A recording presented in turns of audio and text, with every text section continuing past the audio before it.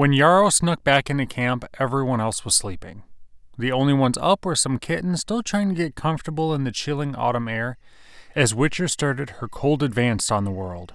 The little cat seemed to be in the clear, as even his brother Marco was asleep, which was odd given that he always stayed up to catch him coming back late. He moved toward his favorite sleeping spot at the base of a young maple tree. It had a little hollow in the base that he could curl up in, his own little hole of solitude. Yarrow. He should have suspected that someone would have been up waiting for him, given he had missed the nightly prayer at the river. Akai was looking straight at him. Her eyes glimmered in the dim moonlight. Yarrow slunk toward his clan leader with a slight twang of fear and guilt, which he tried to keep hidden. What's wrong? Where's your prey? My prey? Oh, He had completely forgotten. The run-in with Icarus had shaken him up. Didn't catch anything. Alright then. Good night. He slunk off to his hollow and curled up in the dark recess. Came back empty-handed again. Willow was Storm and Sage's older brother. He acted as Akai's advisor throughout her role as clan leader. Yarrow was Willow's apprentice, the little cat planning on taking Willow's place as advisor in the future, which was why Akai had asked her friend to keep an eye on him. That was how they found out about the little meetings between him and Smoke. They respected his confidentiality. What am I going to do with him? He's getting lackadaisical, like his brother. No, he's not. There are just other things on his mind at the moment. I can't help worrying. He could get himself killed by those techs. You know, some of them are canines that wouldn't mind snacking on his bones. You sound like my brother. Just remember that he's grown up now and can handle himself. I know that. It's just unused motherly instincts kicking in. That's all. Akai saw the whole Grey clan as her family. That was why she had been chosen to be the new clan leader when the previous one died in mysterious circumstances. The weight of the job always made her worry if she was doing the right thing and making correct choices, like letting Yarrow go out so many times. She didn't want to stop Yarrow from seeing Smoke, but the risks seemed to outweigh the benefits. Then again, a cat she saw as her own kitten was happy. It was an endless, vicious cycle. Try not to think on it too much. If Sino wanted love to be easy, she would have made it as such. I'm sure you remember the first time you fell in love. That was a long time ago. Those years are behind me now. Absurd. There's always time. It's getting late. She said, paying him no mind. You should get some sleep. Willow looked down at his paws, nodding in respectful half-agreement before getting up and walking away. Akai stayed where she was for a little while longer. She could have settled down if things had been different, but she was the clan leader of Grey Clan. She had to stay focused, and therefore didn't have time for something like a relationship. It would get in the way of her judgment, though she knew deep down it was a false truth. Shaking off the feeling, she turned to go to her sleeping spot.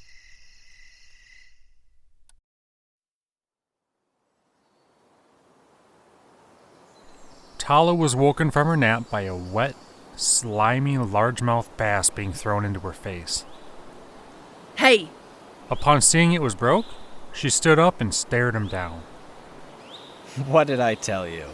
Shut up! It took you all night. So? I still caught it, didn't I? He leaned down to bite into the bass, but Tala batted his mouth away with her paw. Having been taken off guard by this, he flinched back.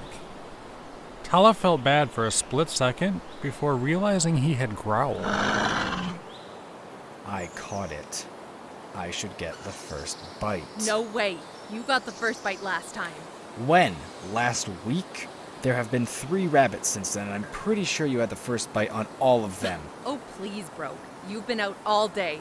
For all we know, you caught more and just ate I'm sorry, them are yourself. you accusing me of stealing? Enough. For a small, crippled cat, Blaine's voice commanded a lot of power. We're all a little high-strung at this moment. Doesn't matter who got the first bite last time. What matters is that everyone gets their fair share. Since the 2 of you can't stop arguing, Poppy will get first bite. What? She did nothing. She's hurt. You can't expect her to be able to do much. The white prima donna herself stepped from the shadows of her section of the cave. Always a fan of theatrics. Tala could tell that her cut had healed.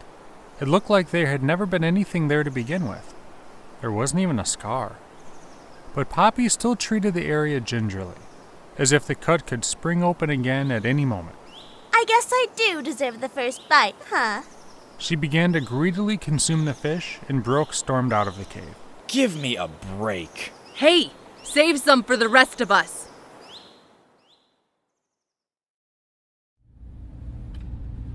Smoke's section of the facility was okay.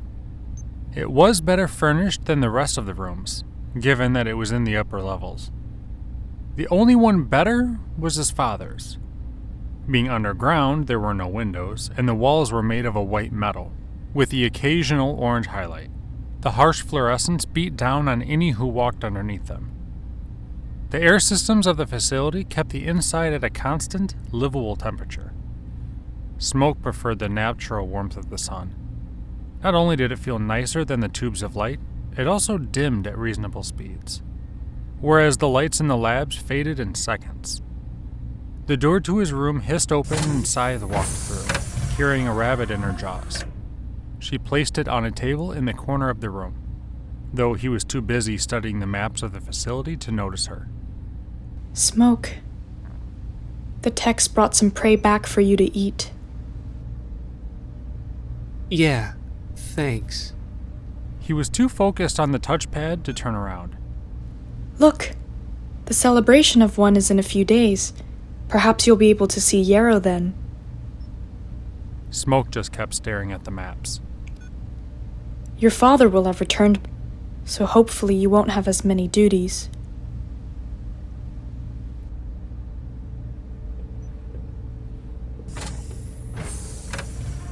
Do you think he'll let me get Yarrow a gift? I'm sure he will. Now eat up and get some sleep, you silly cat. She left the room and the doors hissed shut. Smoke waited a few seconds before shutting off the system and turning to the rabbit. He bit into the animal's haunch. Despite being caught outside, it still tasted artificial.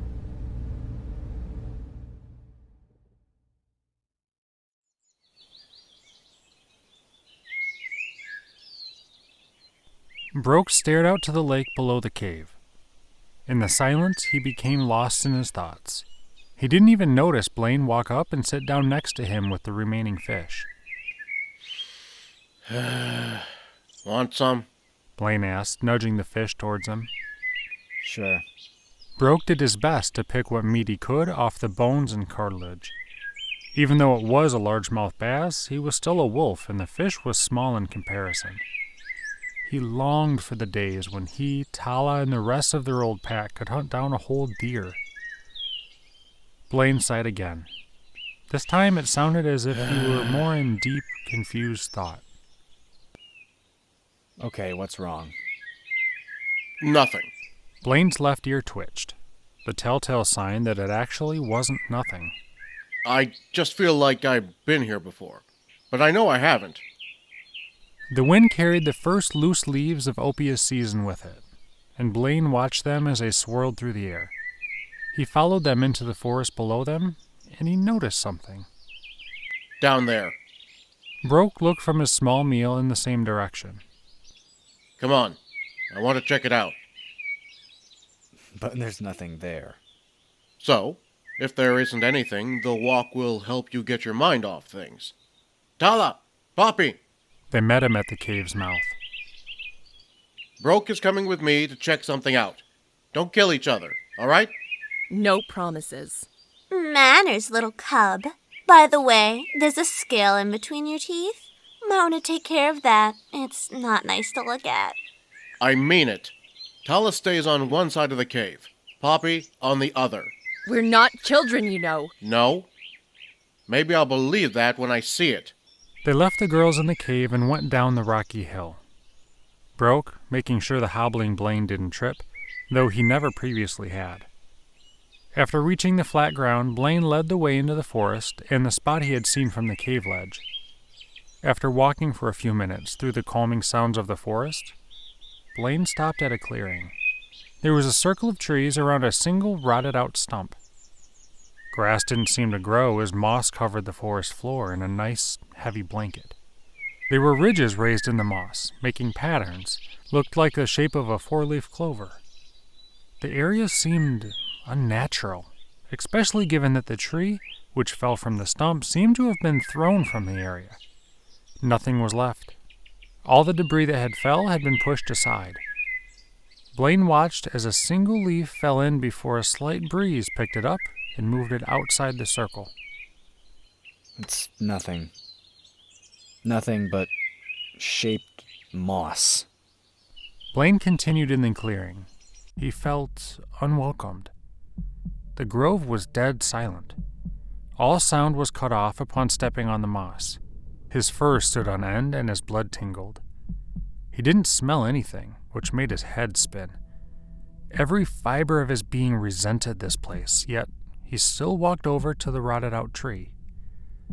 Inside the decay was a small black stone pillar. Text was carved all over it with an amber jewel set in the very top.